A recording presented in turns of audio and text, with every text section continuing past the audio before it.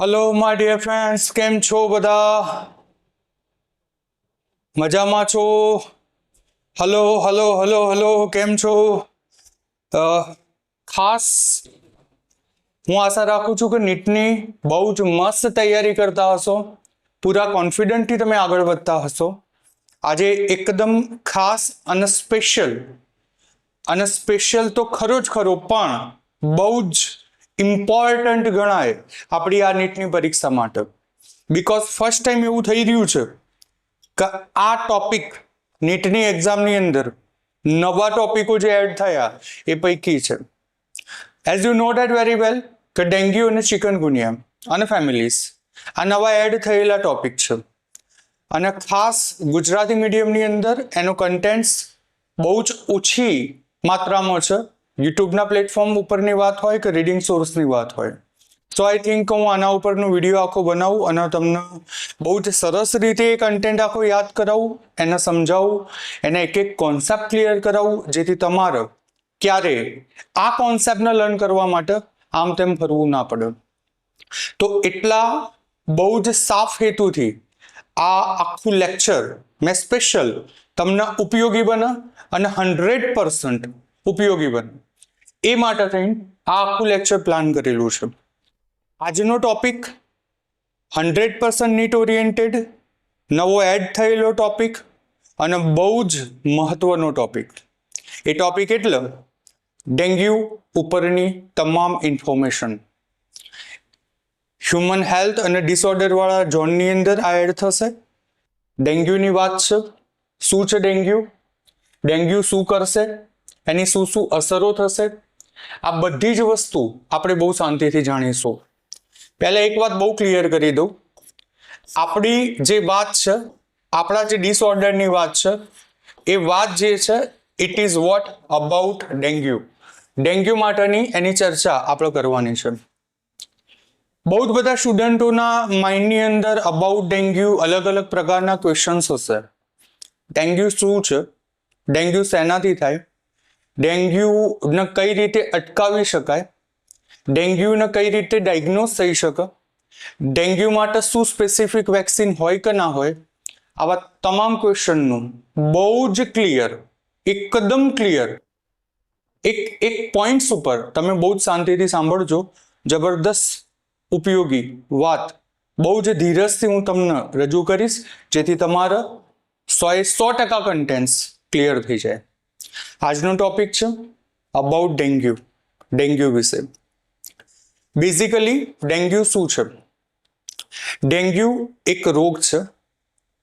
આ ડેન્ગ્યુ રોગ એ વાયરસથી થતો રોગ છે. તો પહેલી વાત હું લખીશ કે ડેન્ગ્યુ એક રોગ છે, અને આ રોગ જે છે એ વાયરસ દ્વારા થતો રોગ છે. સર વાયરસ દ્વારા? હા, વાયરસ જેના આપણે વિષાણુ તરીકે ઓળખીએ છીએ, આ વિષાણુ યાની કે વાયરસ દ્વારા ડેન્ગ્યુ રોગ થશે. એક વાત. બીજી વાત, સર કોણ ડેન્ગ્યુ ફેલાવે છે? ફેલાવે છે યાની વાહક તરીકે કોણ હોય? વેક્ટર તરીકે કોણ હોય? તો જો ડેન્ગ્યુના વાહક તરીકે આપણે જો વાત કરીએ, વેક્ટર તરીકે આપણે જો વાત કરીએ, તો ચોક્કસ પ્રકારના મોસ્કિટોસ, ચોક્કસ પ્રકારના શબ્દ વાપરું છું, ચોક્કસ પ્રકારના મચ્છર એ આના માટે જવાબદાર છે. સર કયા મોસ્કિટોસ, કયા મચ્છર એના માટે જવાબદાર છે? તો એડિસ પ્રજાતિના મચ્છર ડેન્ગ્યુ થવા માટે રિસ્પોન્સિબલ છે.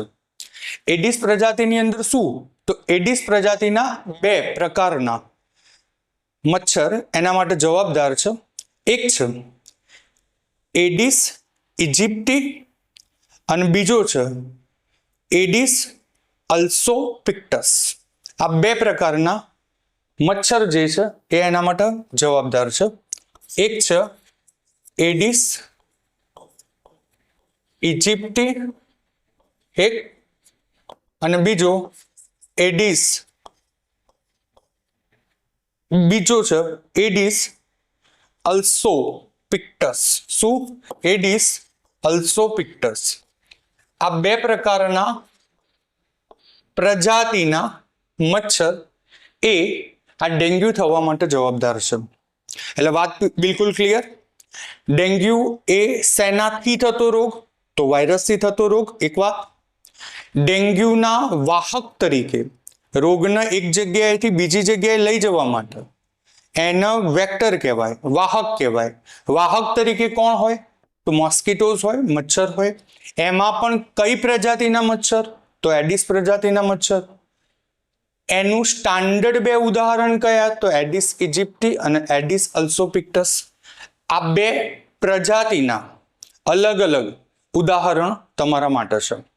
એટલે એક વાત ક્લિયર થઈ ગઈ, વાયરસ દ્વારા થશે અને વાહક એના માટે જવાબદાર. સવાલ નંબર બીજો, અને બહુ જ શાંતિથી દરેકના મગજની અંદર આ ક્વેશ્ચન ઉપસ્થિત થતો જ હોય કે સર આપે કીધું કે વાહક તરીકે આ છે, વાહક તરીકે આપણે મૂકીએ છીએ કે મચ્છર છે અને વાયરસ પોતે પોતાનો અહેમ રોલ ભજવે છે. તો સર જરા એટલું કહો ને ક્લિયર કે આ જે વાયરસ છે, આ વાયરસ કેવો લાગતો હોય? હું ખાસ એક વાતની સ્પષ્ટતા કરી દઉં, જ્યારે આપણે આ વાયરસની વાત કરતા હોઈશું ત્યારે આપણે બહુ જ ક્લિયર હોવા જોઈએ બહુ જ બધી બાબતો માટે. શું છે જરા શાંતિથી જોજો. આ વાયરસ આપણી સામે પડેલો છે, આ વાયરસ આપણી સામે પડેલો છે. જો આપણે વાયરસની વાત કરીએ તો આ વાયરસથી ડેન્ગ્યુ થાય છે. એક વાત, આ વાયરસનું સ્ટ્રક્ચર કેવું હોય? આ વાયરસ કેવો હોય? તો આ વાયરસ છે, આ વાયરસની ફરતે, આ વાયરસ જે છે આ વાયરસની ફરતે ડબલ લેયર હોય. શેનું બનેલું ડબલ લેયર હોય? સપોઝ શાંતિથી સમજજો, આ આખો વાયરસ છે તો વાયરસની ફરતે આ એક પડ અને આ બીજું પડ, આવા બે પડ એટલે કે બે આવરણ શેના હોય છે? લિપિડના બે આવરણ હશે. ચલો એક વાત, તો વાયરસની ફરતે લિપિડના બે આવરણો હોય. ચલો એક વાત. ચલો બીજી વાત, સર વાયરસનું જીનોમિક સ્ટ્રક્ચર કેવું હશે? વાયરસનું જીનોમિક સ્ટ્રક્ચરની વાત કરીએ તો એની અંદર સિંગલ સ્ટ્રેન્ડેડ આરએનએ ઇન્ક્લુડ થયેલું હોય. તો ફરીથી આ વાયરસ જે આપણને દેખાય છે એની ફરતે લિપિડનું બેવડું પડ હોય, યાની કે દ્વિસ્તરીય લિપિડ હોય, લિપિડનું આવરણ હશે. એક વાત, આ જે વાયરસ છે એ વાયરસ કયા પ્રકારનો આરએનએ, એનું જીનેટિક મટીરિયલ શું હોય? તો એના જીનેટિક મટીરિયલની અંદર સિંગલ સ્ટ્રેન્ડેડ આરએનએ હોય. સિંગલ સ્ટ્રેન્ડેડ એટલે કે એકલ શૃંખલીય આરએનએ આવેલું હોય. સર સૌથી બહાર લિપિડનું આવરણ, જીનેટિક મટીરિયલ તરીકે સિંગલ સ્ટ્રેન્ડેડ આરએનએ હોય. શું આ સિવાય બીજું કશું હોય? હા, આ સિવાય હજુ આ જે વાયરસ છે એ શું ધરાવતો હોય? આ જે વાયરસ છે એ પ્રોટીન પણ ધરાવતો હોય. તમે બહુ ક્લિયર થજો કે સર આ પ્રોટીન ધરાવતો હોય તો કયા કયા પ્રકારના પ્રોટીન એની અંદર આવેલા હોય? જો આપણે પ્રોટીનની વાત કરતા હોઈએ તો એની અંદર અલગ અલગ પ્રકારના પ્રોટીન પણ આવેલા હોય. આ પ્રોટીન કેવા હોય? આ પ્રોટીનને કહેવાશે non structural protein. Non structural protein આની અંદર આવેલા હોય. નોન સ્ટ્રક્ચરલ પ્રોટીન આવેલા હોય એટલે એનો મતલબ એવું નથી કે વાયરસનું કોઈ સ્ટ્રક્ચર નથી. આ વાયરસ બેઝિકલી સ્પેરિકલ સ્ટ્રક્ચર ધરાવતા હોય. કેવું? સ્પેરિકલ સ્ટ્રક્ચર ધરાવતા હોય. એક વાત, આ પ્રોટીનનું નામ છે નોન સ્ટ્રક્ચરલ પ્રોટીન, જેને NS તરીકે ઓળખાય. કયા તરીકે ઓળખાય? NS તરીકે. ચલો ફાઇન, NS તરીકે ઓળખાય. પણ NS તરીકેમાં કયા કયા પ્રકારના NS હોય જરા એ વાત અને એ ક્લેરિટી તમારી સામે મૂકી દઉં. જો આ વાયરસનું સ્ટ્રક્ચર છે, આપણે વાત કરીએ મુજબ લિપિડનું બેવડું પડ એની ફરતે હોય. બીજું શું હોય? Single stranded. કેવું? સિંગલ સ્ટ્રેન્ડેડ આરએનએ આવેલું હોય. વાત નંબર બીજી. ત્રીજી વાત, આની અંદર નોન સ્ટ્રક્ચરલ પ્રોટીન આવેલું હોય. કયું બેટા? નોન સ્ટ્રક્ચરલ પ્રોટીન આવેલું હોય. સર નોન સ્ટ્રક્ચરલ પ્રોટીન એટલે શું? તો હું જરા ક્લિયર કરી દઉં.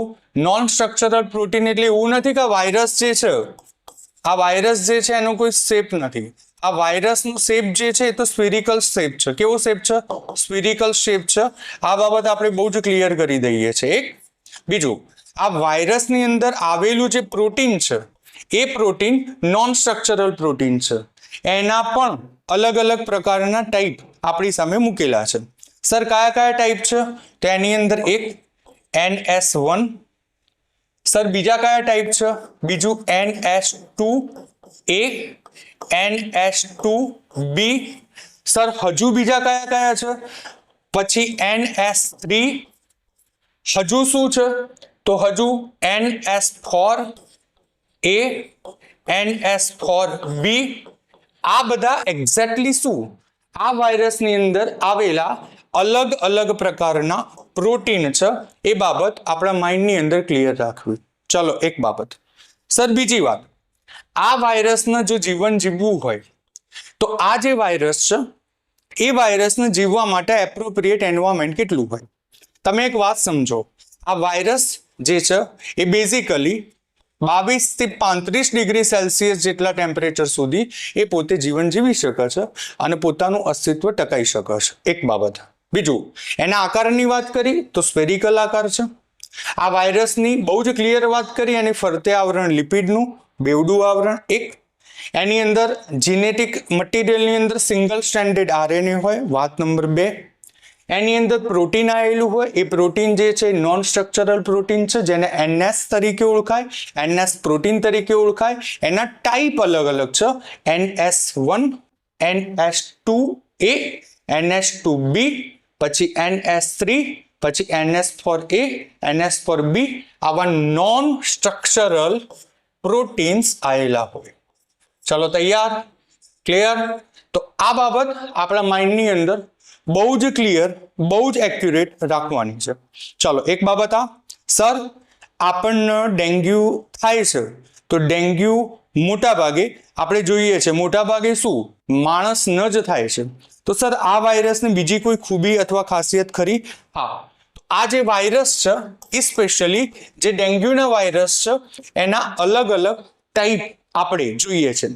5 અલગ અલગ ટાઈપના ડેન્ગ્યુ કરી શકે એવા વાયરસ છે.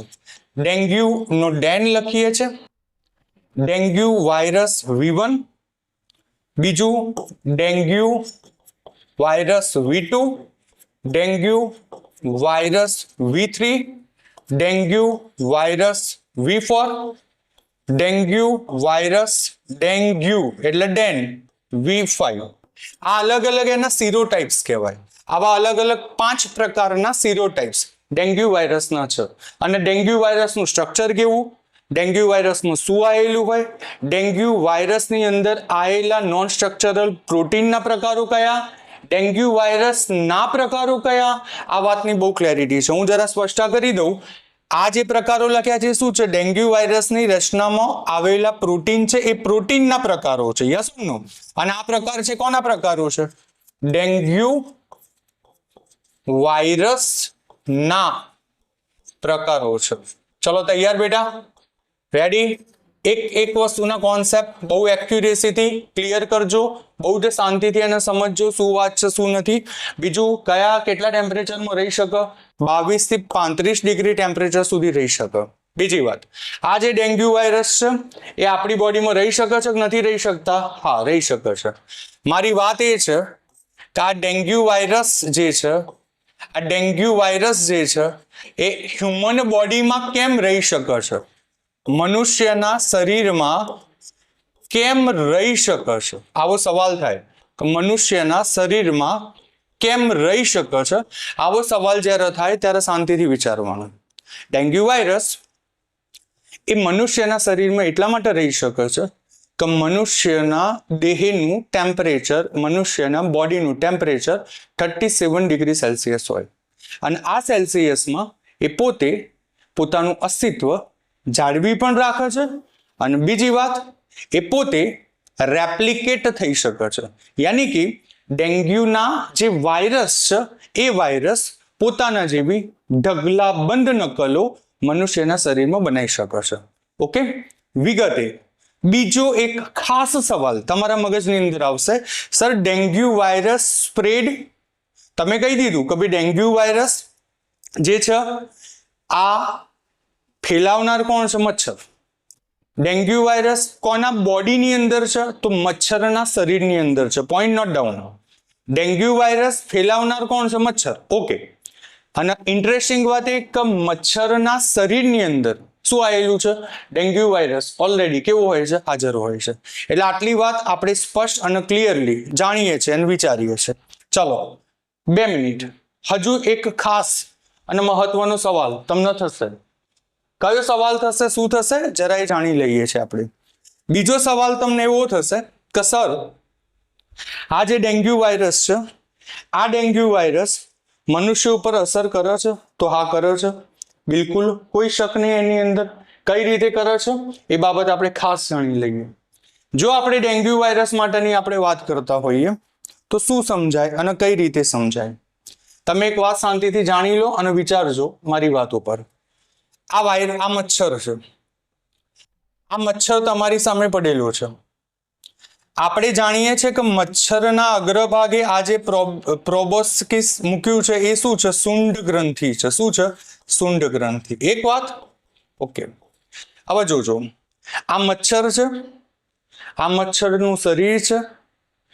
મચ્છરના દેહની અંદર, મચ્છરના શરીરની અંદર, અને એમાં પણ આપણે કીધું કઈ? એડિસ ઇજિપ્ટી, એ ટૂંકમાં એડિસ પ્રજાતિનો આ મચ્છર છે. આ મચ્છરના શરીરની અંદર ઓલરેડી ડેન્ગ્યુના વાયરસ હાજર છે. ફરીથી સાંભળજો બેટા, મચ્છરના શરીરની અંદર ડેન્ગ્યુ વાયરસ ઓલરેડી હાજર છે. એક વાત. મચ્છરના લાળ દ્વારા, મચ્છર એના શરીરમાં આ ડેન્ગ્યુ વાયરસ કેવા છે? હાજર છે. માની લો મચ્છરની લાળ દ્વારા મચ્છર જ્યારે મનુષ્યને કરડે ત્યારે મચ્છરની લાળ એ મનુષ્યના દેહમાં પ્રવેશે છે. હવે લાળની અંદર શું હોવાના? Dengue virus. ફરીથી, મચ્છરની લાળમાં હાજર છે ડેન્ગ્યુ વાયરસ, અને એ ડેન્ગ્યુ વાયરસ સીધા જતા રહેવાના. કોને? મચ્છર કોને કરડે છે? કોને કાટે છે? માણસને. તો માણસના દેહમાં જતા રહેવાના. ચલો ક્લિયર? ફરીથી, મચ્છરના શરીરની અંદર ડેન્ગ્યુ વાયરસ છે. મચ્છર જ્યારે સામે કોઈ પણ માણસને કરડે છે તો પોતાની શુંડ ગ્રંથિથી કરડે, એટલે મચ્છરના દેહમાં રહેલી જે લાળ છે એ લાળથી વાયરસ સીધા જતા રહેશે કોનામાં? માણસમાં પેનિટ્રેટ થઈ જશે.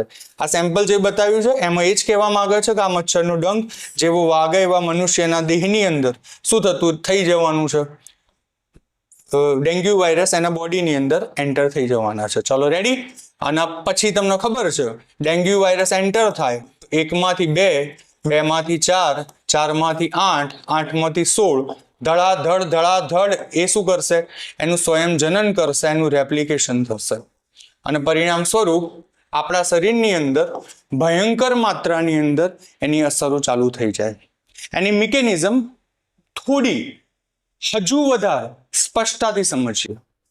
મચ્છર માની લો ઉડતો આવે છે, મચ્છર મને ડંખ મારે છે, તો મચ્છરના ડંખ એટલે કે એની શુંડ ગ્રંથિ દ્વારા મચ્છરની લાળ શેમાં આવે છે? મારી ત્વચાથી અંદર એન્ટર થાય છે. ચલો રાઈટ? ફરીથી, મચ્છરના શરીરમાં શું રહેલું છે? ડેન્ગ્યુના વાયરસ. મચ્છર મને કરડે તો સીધા ડેન્ગ્યુ વાયરસ, એટલે કે મચ્છરની લાળ હોય એ લાળમાં ડેન્ગ્યુ વાયરસ હોય, એ કરડે એટલે એની લાળ મારા શરીરમાં જાય.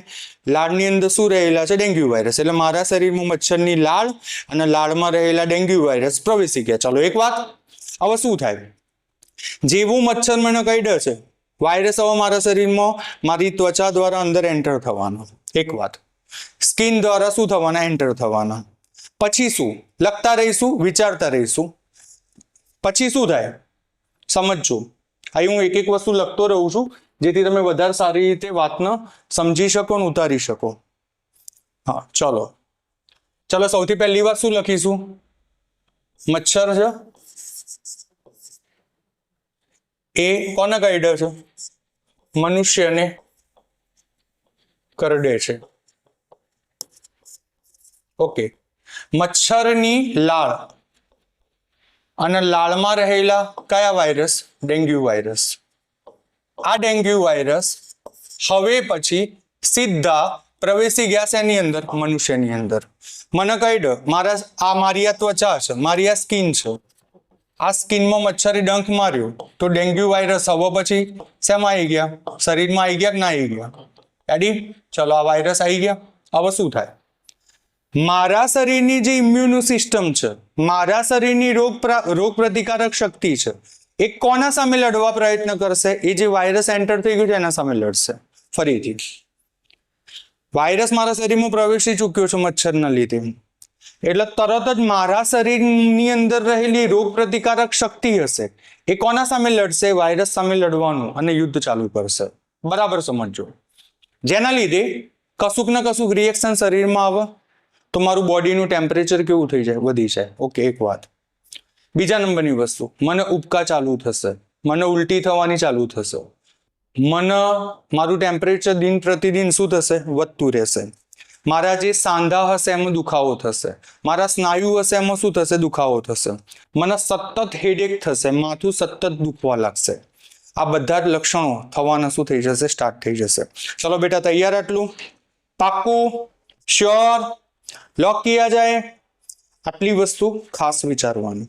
બીજું, આ આપણું જે વાયરસ છે, આ જે વાયરસ છે એ વાયરસ માટેની એક સેજ વાત કરી દઉં. એ વાત કહેવાની સેજ સ્કીપ થઈ છે, કહી દઉં. એ જે છે એ ફ્લેવિવિરિડીએ આ પ્રકારના કુળમાંથી આવતો આપણો શું છે? આ ચોક્કસ પ્રકારનો આપણો વાયરસ જે છે એ આમાંથી બિલોંગ કરે છે. એક વાત, આ ફેમિલીઝમાંથી આવે છે. શું? ફ્લેવિવિરિડીએ આ કુળમાંથી શું આવે છે? આપણો વાયરસ બિલોંગ કરે છે. એટલે આ વાત તમારા મગજમાં ક્લિયર છે. ચલો બેટા, તૈયાર? આટલું ઓકે. ચલો નેક્સ્ટ વાત. બીજું, આ વાયરસની ઇન્ટરેસ્ટિંગ બાબત એ છે કે આ વાયરસ માત્ર ને માત્ર ડેન્ગ્યુ જ કરે છે ને એવું નથી.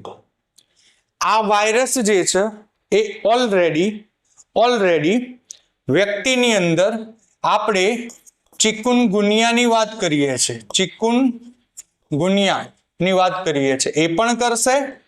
આ વાયરસ છે એ વ્યક્તિને યલો ફીવર લાવવા માટે પણ શું છે? જવાબદાર છે. એટલે માત્ર એવું જરૂરી નથી કે ડેન્ગ્યુ, આ વાયરસ છે માત્ર ડેન્ગ્યુ જ કરે છે એવું જરૂરી નથી. એ ચિકનગુનિયા પણ કરશે, એ યલો ફીવર પણ કરશે, એના માટે જવાબદાર છે. બીજું, ડેન્ગ્યુ ઓવરઓલ, ડેન્ગ્યુ રોગ જે છે એ ડેન્ગ્યુ રોગ છે એના આપણે એટલા જ માટે આપણે આગળ વાત કરી કે ડેન્ગ્યુના જ્યારે વાયરસ એન્ટર થઈ જાય છે તો આપણને જબરજસ્ત દુખાવો સ્નાયુઓમાં ચાલુ થાય છે. એટલે આનું બીજું નામ છે બ્રેક બોન ડિસીઝ. બ્રેક બોન ડિસીઝ તરીકે ઓળખાય. આપણા હાડકા તૂટતા હોય ને એવું આપણને લાગશે. અને બીજા નંબરનું, આનો જે તાવ હોય ને એને કહેવાશે ડેડી ફીવર. શું કહેવાશે? ડેડી ફીવર તરીકે ઓળખાશે. કયા તરીકે? ડેડી fever. Yes or no? Ready? ચલો, આટલી તૈયાર? લોક. તો આટલી વાતો મહત્વની છે. જુઓ, હું કહી દઉં, ડેન્ગ્યુ કોનાથી ફેલાશે? તો મચ્છરથી. ડેન્ગ્યુનો વાહક કોણ? તો મચ્છર. ડેન્ગ્યુ રોગ જે છે એ વાયરસથી થાય. વાયરસના પ્રકારો dengue V1, V2, V3, V4, V5. વાયરસનું સ્ટ્રક્ચર કેવું હોય એની પણ સમજ જોઈએ. આ વાયરસ માત્ર ડેન્ગ્યુ કરે છે એવું નથી, એ સિવાય ચિકનગુનિયા, યલો ફીવર જેવા પણ ડિસીઝ કરશે. આ વાયરસ કઈ મિકેનિઝમથી એક્ટ થાય અને કઈ રીતે મનુષ્યના દેહમાં પ્રવેશે એની પણ બહુ જ વ્યવસ્થિત સ્પષ્ટતા કરી. આટલા ટોપિકોની વાત બહુ જ ક્લિયર પૂરી કર્યા પછી આપણે બીજા એક વાત ઉપર જવાના છીએ. તમે એક વાત બહુ જ શાંતિથી અને ધીરજથી સમજજો અને ઉતારજો. હું તમને એવું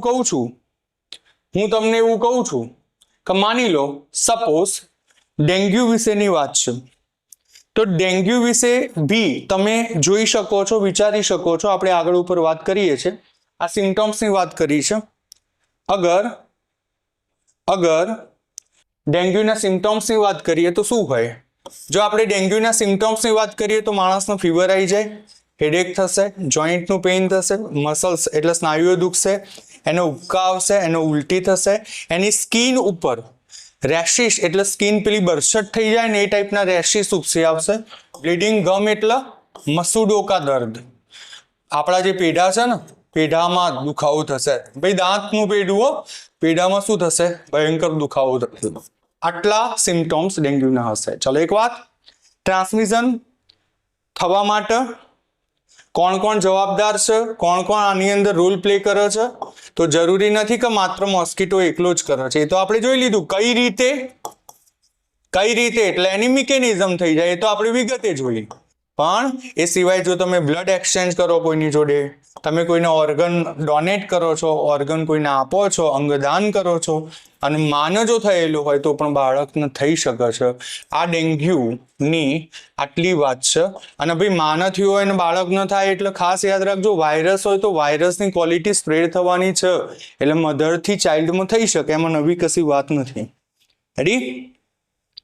ચલો, ડેન્ગ્યુ હોય તો કયા કયા રોગો થાય, કયા કયા લક્ષણો એમાં થશે, તો આ વાત આપણે કહી દીધી. ભાઈ ચલો, કીધી કે નહીં? હાઈ ફીવર કીધું, ઊંચો તાવ આવશે, માથું દુખશે, આંખોની પાછળના ભાગમાં દુખાવો, જોઈન્ટ અને મસલ્સમાં દુખાવો, રેશ એટલે ત્વચા બરછટ થશે, થોડું ઘણું બ્લીડિંગ થશે, રક્તસ્રાવ થશે. આ વાત આપણે કરી દીધી બેટા. ચલો રેડી? નેક્સ્ટ વાત, ડેન્ગ્યુ કેટલા પ્રકારના હોય? બહુ જ મહત્વનો સવાલ, બહુ જ મહત્વની વાત. ડેન્ગ્યુ કેટલા પ્રકારના હોય? તો ડેન્ગ્યુના પ્રકારો માટેની આપણે જો વાત કરીએ તો ડેન્ગ્યુ માટે જો આપણે વાત કરીએ તો એક ડેન્ગ્યુ છે અને બીજો ડેન્ગ્યુ છે. એક ડેન્ગ્યુ જે છે એકને કહેવાશે ક્લાસિકલ ડેન્ગ્યુ, ક્લાસિકલ ડેન્ગ્યુ, અને બીજો જે છે એને કહેવાશે હેમરેજિક ડેન્ગ્યુ. સર, આ ક્લાસિકલ અને હેમરેજિક બંને વચ્ચે શું અંતર? તો આ ક્લાસિકલ અને હેમરેજિક બંને વચ્ચે શું અંતર જરા જોઈશું. ક્લાસિકલ પ્રકારનો જે ડેન્ગ્યુ છે એમાં મેં તમને જેટલા પણ લક્ષણો કીધા, ભાઈ માથું દુખે, સ્નાયુઓ દુખે, પેઢામાં સતત દુખાવો, આ નોર્મલ લક્ષણો છે, એટલે કે એના ક્લાસિકલ લક્ષણો છે. એક વાત. અને હેમરેજિક ડેન્ગ્યુ જે છે, આ હેમરેજિક ડેન્ગ્યુ જે છે એ ડેન્ગ્યુનું થોડું વધારે પ્રમાણ છે એવું કહી શકાય. અને હેમરેજિક ડેન્ગ્યુમાં હજુ વધારે શું ઇમ્પેક્ટ થાય?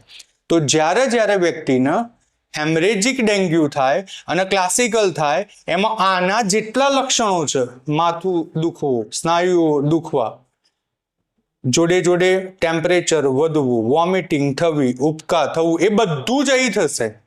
પણ આ બંનેના પ્રકારોમાં બે વાતનો તફાવત છે. એક તફાવત એ ક્લાસિકલ એ થોડું નોર્મલ ગણી શકાય એવું ડેન્ગ્યુનું સ્ટેજ છે, આ નોર્મલ કરતા થોડીક હાઈ રેન્જ છે. એક આ કેવું ગણી શકાય? થોડુંક ઓછું ગણી શકાય એવું છે, અને આ ઘણું વધુ છે. ડેન્ગ્યુનું લેવલ અને સ્ટેજ કેવું કહેવાય? ઘણું વધારે કહેવાય. એક બાબત. બીજી બાબત જે ખાસ વિચારવાની, જ્યારે ક્લાસિકલ ડેન્ગ્યુ હોય એટલે ફર્સ્ટ નોર્મલ સ્ટેજ હોય, પછી એનાથી હાઈ થાય. તો જ્યારે ક્લાસિકલ ડેન્ગ્યુ હોય ત્યારે વ્યક્તિના રુધિરવાહિની જે હશે એ બ્રેક થતી નથી. નોર્મલ સ્ટેજમાં રુધિરવાહિની, રુધિર કેશિકા, એક્ઝેક્ટલી જો બેટા કહું તો રુધિરની કેશિકા ક્યારે આ ક્લાસિકલ સ્ટેજની અંદર તૂટતી નથી, બ્રેક નથી થતી. અને હેમરેજિક ડેન્ગ્યુની અંદર રુધિર કેશિકાઓ એ શું થઈ જશે? બ્રેક થઈ જશે, એ રુધિર કેશિકાઓ તૂટી જશે. આ વાતનું ખાસ અંતર છે, જે બાબત તમારે મગજમાં રાખવાનું. જે નોર્મલ છે, ક્લાસિકલ છે, એને ડેન્ગ્યુ ફીવર તરીકે ઓળખીએ છીએ. ડેન્ગ્યુ હેમરેજિક ફીવર એટલે DHF તરીકે ઓળખાય. હેમરેજિક ડેન્ગ્યુ એટલે ડેન્ગ્યુ હેમરેજિક ફીવર તરીકે ઓળખાય. અને એનાથી પણ સુપીરિયર એનાથી પણ સુપીરિયર એને કહેવાય ડેન્ગ્યુ શોક સિન્ડ્રોમ. શું કહેવાય? ડેન્ગ્યુ શોક સિન્ડ્રોમ. સિન્ડ્રોમ એટલે કે રોગ, શોક એટલે એકદમ ઝટકો વાગે એ ટાઈપનું, અને આ એકદમ ટોપ લેવલ છે, અને આના પછી સીધું ડેથ થઈ જાય, અને આ પીક, આનાથી ઉપર કશું નથી. એટલે આ બાબતની ખાસ નોંધ રાખશું. ડેન્ગ્યુ જે છે એ ક્લાસિકલ, બીજું હેમરેજિક ડેન્ગ્યુ જેને કહેવાશે ડેન્ગ્યુ હેમરેજિક ફીવર, બરાબર નોટ ડાઉન કરજો. ત્રીજું છે એને કહીશું ડેન્ગ્યુ શોક સિન્ડ્રોમ. આ એકદમ સુપિરિયર, એકદમ પીક લેવલ છે ડેન્ગ્યુનું. આ મધ્યમ મીડિયમ જેવું છે એવું હજુ કહી શકાય. ઓકે, અને આ એના કરતો ઓછું છે. ક્લિયર? આ 3 પ્રકારના ડેન્ગ્યુના પ્રકારો આપણી સામે મૂકેલા છે. આ પ્રકારો બહુ જ શાંતિથી જોવાના, આ પ્રકારો બહુ જ શાંતિથી વિચારવાના. એક વખત સ્ક્રીનશોટ લેવાની જરૂર લાગે તો બેટા સ્ક્રીનશોટ લઈ લેજો. ઓકે, તૈયાર થઈ જશે આટલું? પાક્કું? ચલો નેક્સ્ટ વાત કરીશું કે સર ડેન્ગ્યુ માટેની આટલી વાત કરી, હજુ આગળ શું ચર્ચા? આગળ આપણે ચર્ચા કરીએ છીએ ડેન્ગ્યુના ડાયગ્નોસિસ કઈ રીતે થાય, ડેન્ગ્યુને તમે ઓળખી કઈ રીતે શકો. બહુ શાંતિથી સાંભળજો, બહુ ધીરજથી સાંભળજો. શું છે વાત? જુઓ, માની લો કે કોઈ વ્યક્તિને ડેન્ગ્યુ થઈ જાય છે, તો ડોક્ટર શું કરે? ડોક્ટર તમને લક્ષણ પૂછશે કે ભાઈ તમને મસલ્સ દુખે છે, તમને જોઈન્ટમાં દુખાવો છે, તમારી ત્વચા ઉપર રેશિશ એટલે કે કોઈ ત્વચા બરછટ પડી હોય એવું કશું છે, તમને માથાનો દુખાવો છે, તો લગભગ તમને ડેન્ગ્યુ થઈ શકે. એક બાબત. બીજી બાબત, આપણે જે વ્યક્તિને ડેન્ગ્યુ થઈ ગયું છે એના આપણે બ્લડ ટેસ્ટ કરીશું, એના બ્લડનો નમૂનો લઈશું અને એનું ટેસ્ટિંગ કરશું. સર એ ટેસ્ટિંગમાં કયા ટેસ્ટ કરશું? જો આપણે એ ટેસ્ટની વાત કરીએ તો પહેલો ટેસ્ટ કરીએ છીએ જેને PCR તરીકે ઓળખીએ છીએ. PCR નો મતલબ થાય પોલિમરેઝ ચેન રિએક્શન. જો વ્યક્તિના શરીરની અંદર ડેન્ગ્યુ વાયરસ જો હાજર હોય, તો વાયરસ માટેનું જીનેટિક મટીરિયલ એ પણ કેવું હશે? હાજર હશે. ઓકે, જો વ્યક્તિના શરીરમાં ડેન્ગ્યુ વાયરસ હાજર હોય તો એ વાયરસનું જીનેટિક મટીરિયલ પણ કેવું હશે? હાજર હશે. અને PCR એટલે પોલિમરેઝ ચેન રિએક્શનનો ટેસ્ટ કરશો એટલે આ મટીરિયલ જો હાજર હશે તો એ તરત જ પકડાઈ જશે. PCRમાં આપણે કોન્સેપ્ટ જોયો છે, જનીનનો કોઈ એક નાનો ટુકડો હોય તો એ ટુકડામાંની આખી શું બનશે? બહુ જ મોટી શૃંખલા. એટલે તરત જ ખબર પડી જાય. એક ટુકડું હોય તો ખબર ના પડે, પણ એક ક્લાસની અંદર એકાદ છોકરું ખૂણામાં હંતાઈને બેઠું હોય તો ના ખબર પડે, પણ 100 જણા હોય તો પછી તો ખબર પડી જ જવાનું છે. તો PCR ટેકનોલોજી કરે છે શું? ડેન્ગ્યુ વાયરસનો માની લો એક નાનો પીસ હાજર છે, તો એ પીસને કરી દેશે શું? 1000 ગણો કરી દેશે, અથવા એના કરતા ક્યાંય ઘણું વધારે કરશે, જેના લીધે તરત જ ડિસીઝ જે બી હોય એ તરત ડિટેક્ટ થઈ જાય, નક્કી થઈ જાય. તો આ એનો કોન્સેપ્ટ છે જે આપણે મગજમાં રાખીશું. એક PCR નો ટેસ્ટ. બીજો જે ટેસ્ટ છે એ ટેસ્ટ કયો છે? એ જે ટેસ્ટ છે એને આપણે કહીશું ડેન્ગ્યુ NS1 એન્ટીજન ટેસ્ટ. આ એન્ટીજન NS1 એન્ટીજનનો ઉપયોગ કરીશું. NS1 બેઝિકલી પ્રોટીન છે. આ પ્રોટીન ડેન્ગ્યુ વાયરસ દ્વારા પ્રોડ્યુસ થશે, તો તરત જ NS1 નો એન્ટીજનનો ઉપયોગ કરીશું, તો એનાથી તરત જ ડિટેક્ટ થઈ જશે કે વ્યક્તિને ડેન્ગ્યુ છે કે નહીં. ત્રીજી વાત છે ડેન્ગ્યુ IgM અને ડેન્ગ્યુ IgG એન્ટીબોડી ટેસ્ટ. આ IgM અને IgG આ બંને ખાસ પ્રકારના એન્ટીબોડી છે. આપણે જાણીએ છીએ કે એન્ટીબોડી હોય તો એન્ટીબોડી સાથે ચોક્કસ પ્રકારનો એન્ટીજન બાઇન્ડ થઈ જાય. હવે એન્ટીબોડી આપણે એડ કરીએ છીએ અને જો ડેન્ગ્યુ વાયરસ હાજર હશે તો તરત જ IgM અને IgG આ એન્ટીબોડીનો ટેસ્ટ એ ડિટેક્ટ કરી દેશે કે વ્યક્તિને ડેન્ગ્યુ છે કે નહીં. એટલે આટલી વાત તૈયાર થઈ જાય. ચલો નેક્સ્ટ બાબત આગળ વધીશું. કમ્પ્લીટ બ્લડ કાઉન્ટ એટલે એને CBC કહેવાય. શું કહેવાય બેટા? CBC. Complete blood count. બ્લડના કાઉન્ટ કેટલા છે એ જોવા પડશે. જો વ્યક્તિને અગર ડેન્ગ્યુ થઈ જાય છે તો વ્યક્તિના જે WBC હશે, વ્યક્તિના એટલે WBC એટલે વ્હાઇટ બ્લડ સેલ એટલે કેવા શ્વેત કણો હશે એક, અને બીજું ત્રાક કણો હશે જેને પ્લેટલેટ્સ કહીએ છીએ. આની સંખ્યામાં વધ યા ઘટ બંને વસ્તુ થશે. મારો શબ્દ બરાબર યાદ રાખજો. હું વગાડીને ટકોરીને કહું છું કે જો અગર વ્યક્તિને ડેન્ગ્યુ થયેલો હશે તો વ્યક્તિના શરીરમાં WBC અને એટલે કે વ્હાઇટ બ્લડ સેલ, શ્વેત કણો અને ત્રાક કણોની સંખ્યામાં વધ કે ઘટ, ફરીથી વધારો કે ઘટાડો જોવા મળશે. શેની અંદર? શ્વેત કણ અને ત્રાક કણોની અંદર. ચલો રેડી? તો આ વસ્તુ તમે ખાસ જોઈ શકશો. એક ક્લેરિટી, બહુ જ નાની ક્લેરિટી પણ બહુ જ મહત્વની ક્લેરિટી તમારી સામે કરી દઉં. મને એવું લાગે છે કે ચર્ચા કરવી ખાસ જરૂરી છે. જુઓ, શાંતિથી સાંભળજો હું શું કહું છું એ. માની લો કોઈ વ્યક્તિ છે, એને ડેન્ગ્યુ થઈ ગયો છે. ઓકે, એને ડેન્ગ્યુ થઈ ગયો છે. તો સ્ટોરી શું છે, વાત શું છે, ખાસ જોજો. માની લો કે હું એવું કહું કે વ્યક્તિને અગર ડેન્ગ્યુ થઈ ગયું છે તો નોર્મલી એના ત્રાક કણો જે એના તંદુરસ્ત હોય, એના ત્રાક કણો હોય ને, તો 1.5 લાખથી 4.5 લાખ જેટલા પર માઇક્રોલીટરની અંદર શું હોય? ત્રાક કણો હોય. એક વાત નંબર 1, આ તંદુરસ્ત વ્યક્તિમાં આટલા હોય. ફરીથી શબ્દ સમજજો. માણસ અગર હેલ્ધી છે, એને ડેન્ગ્યુ કે કોઈ જ રોગ નથી, તો એના શરીરમાં નોર્મલી ત્રાક કણો 1.5 લાખથી 4.5 લાખ જેટલા પર માઇક્રોલીટરની અંદર આટલા હોય. એક. અને બીજું, એના જે WBC છે, એના જે વ્હાઇટ બ્લડ સેલ છે, એ કરીબન 4,000 થી 11,000 જેટલા 11,000 પર માઇક્રોલીટરમાં શું હશે? વ્હાઇટ બ્લડ સેલ એટલે કે શ્વેત કણો હશે. અગર વ્યક્તિને સપોઝ જો ડેન્ગ્યુ થઈ ગયો છે તો શું ફેરફાર થશે એ વાત ખાસ સમજવા જેવી છે. ડેન્ગ્યુનું અગર ઇનિશિયલ સ્ટેજ હશે એટલે કે પ્રારંભિક તબક્કો ડેન્ગ્યુનો ચાલતો હશે. કયો તબક્કો બેટા? પ્રારંભિક તબક્કો, ઇનિશિયલ સ્ટેજ જો ડેન્ગ્યુનું હશે તો એનામાં પ્લેટલેટ્સ અને WBC ની સંખ્યામાં શું જોવા મળશે? વધારો જોવા મળશે. એક્ઝેક્ટલી WBC ની સંખ્યામાં શું જોવા મળશે? વધારો જોવા મળશે જ્યારે ડેન્ગ્યુનું પ્રથમ સ્ટેજ હશે તો. એક વાત.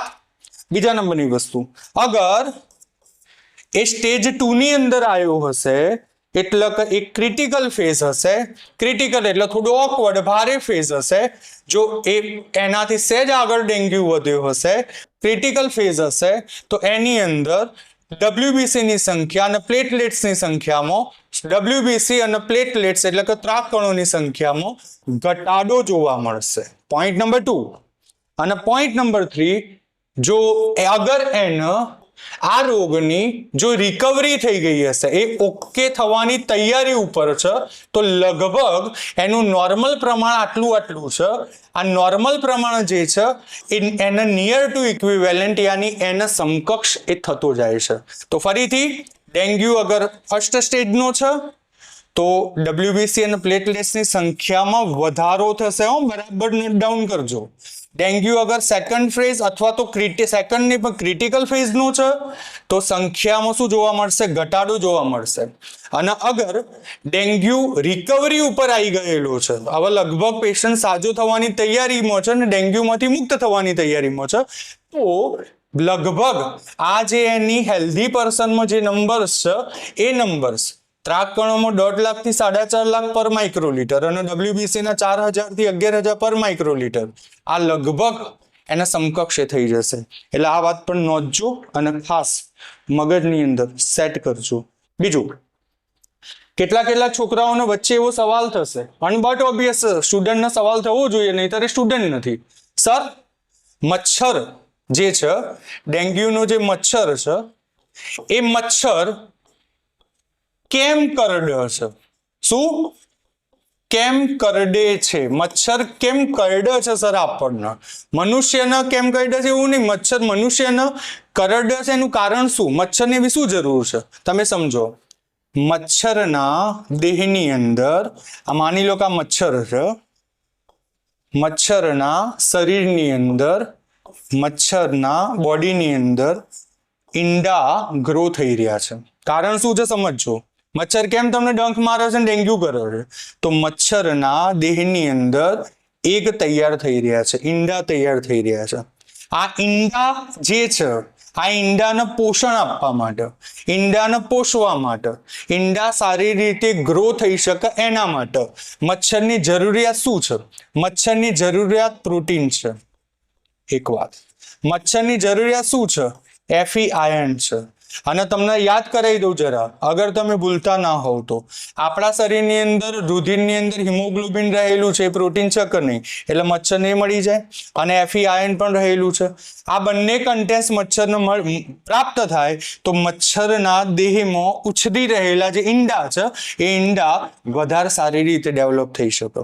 એટલે આ હેતુસર એવી ઘટના બને છે કે મચ્છર જે છે એ મચ્છર પોતે બીજાને ડંખ છે, એનું લોહી પીવે છે, લોહી પીવે છે. લોહી પીવે છે કેમ કે આપણા લોહીની અંદર હિમોગ્લોબિન એટલે કે પ્રોટીન પણ છે ને Fe એટલે આયર્ન પણ છે, જે મચ્છરના દેહમાં ઉછરી રહેલા જે ઈંડા છે એ ઈંડાનું ખોરાક છે, એ ઈંડાનું પોષણ છે. અને માં છે ને યાર, મચ્છર માં છે ને, આપણે ચોખવટ કરીએ છીએ કે માદા મચ્છર કરડે છે, ફિમેલ મચ્છર. આ માં છે ને પોતાના બચ્ચાને પોષવા માટે શું કરે? એને જે ખોરાક જોઈએ એ દુનિયા ફાડીને લાવશે. રેડી? ક્લિયર? હા, તો આ વાત ખાસ યાદ રાખજો. મને પેલી શાયરી ખાસ યાદ આવશે, અંધેરા દેખ તેરા મુંહ કાલા હો ગયા, મેરી માને આંખે ખોલ દી ઓર ઉજાલા હો ગયા. એટલે મચ્છરની માં હોય કે આપણી માં હોય, પણ માં તો માં જ હોય ભાઈ. એટલા માટે માં પોતાના બાળક માટે કશું બી કરશે.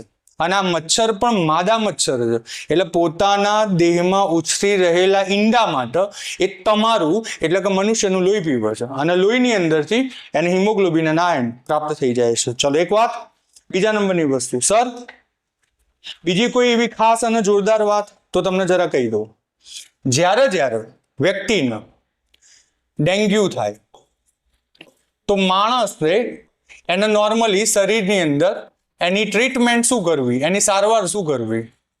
જો એને ટ્રીટમેન્ટની આપણે વાત કરીએ તો માણસને જ્યારે ડેન્ગ્યુ થશે ત્યારે પહેલી જ વાત, એને પોતાના સ્નાયુઓને બધું દુખતું હોય એટલે સ્નાયુ અને બોડીનો દુખાવો રિમૂવ થાય એના માટે પેરાસિટામોલ જેવી દવા લેવી જોઈએ. કેવી ભાઈ? પેરાસિટામોલ જેવી દવા લેવી જોઈએ. એક વાત. બીજા નંબરની વસ્તુ, બાકી બધા લોકો એવું વિચારે છે કે સર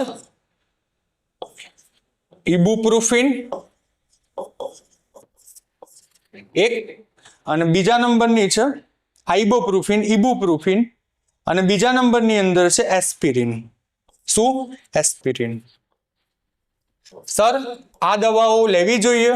તો હું બિલકુલ સજેસ્ટ કરીશ ઇબુપ્રુફિન અને એસ્પિરિન જેવી દવાઓ ના લેવી જોઈએ.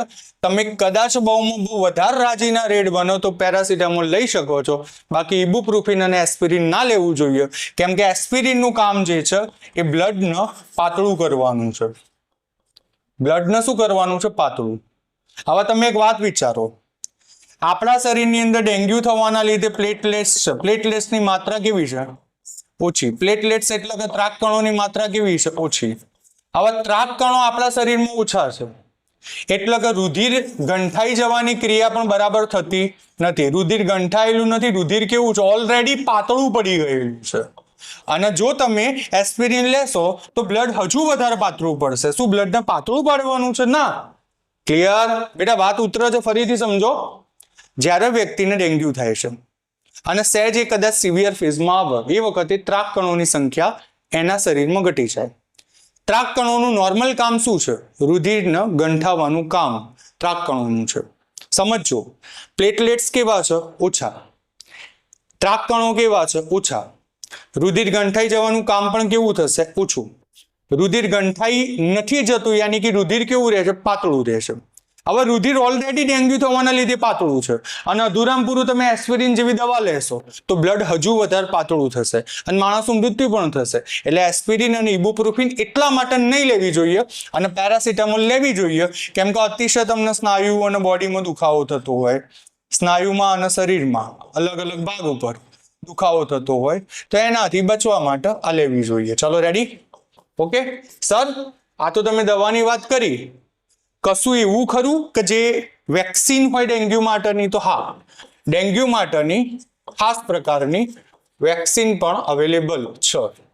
એક વેક્સિન જે હતી એ 2015 ની અંદર આવેલી હતી. આ 2015 ની અંદર આવેલી જે વેક્સિન છે એને કહેવાય ડેંગવાક્સિયા. શું? ડેંગવાક્સિયા નામની વેક્સિન છે. Okay, yes yes. અને બીજી જે વેક્સિન છે એ 2022 ની અંદર આવી જેનું નામ છે ક્યુડેંગા. શું નામ છે? ક્યુડેંગા. આ વેક્સિન 2022 માં આવી. ચલો તૈયાર બેટા? સર ડેન્ગ્યુથી બચવું હોય તો ભાઈ, ડેન્ગ્યુથી બચવું હોય તો સીધી અને સરળ વાત, જો ડેન્ગ્યુથી બચવું હોય તો મચ્છર નોર્મલી જે જગ્યાએ ઈંડા મૂકી શકે, મચ્છરને ગમે તે રીતે ભગાવવા પડે અથવા મચ્છર ભરાઈ રહે એવું કોઈ પણ પ્રકારની વસ્તુ તમારી આજુબાજુ ના હોવી જોઈએ. જેમ કે એક ઉદાહરણ આપો, તમે કોઈ ફ્લાવર પોટ મૂક્યો છે અને એની અંદર પાણી ભરી રાખો છો, સતત પાણી ભરી રહે, પાણી જૂનું થઈ જાય, જેના લીધે અંદર શું થાય? મચ્છર ડેવલપ થાય, મચ્છરને ઈંડા ડેવલપ થાય. અને એવું બની શકે કદાચ કે આ મચ્છરો વધારે રહે જેના લીધેથી માણસને શું થાય? ડેન્ગ્યુ થવાની પ્રોબેબિલિટી વધારે રહે.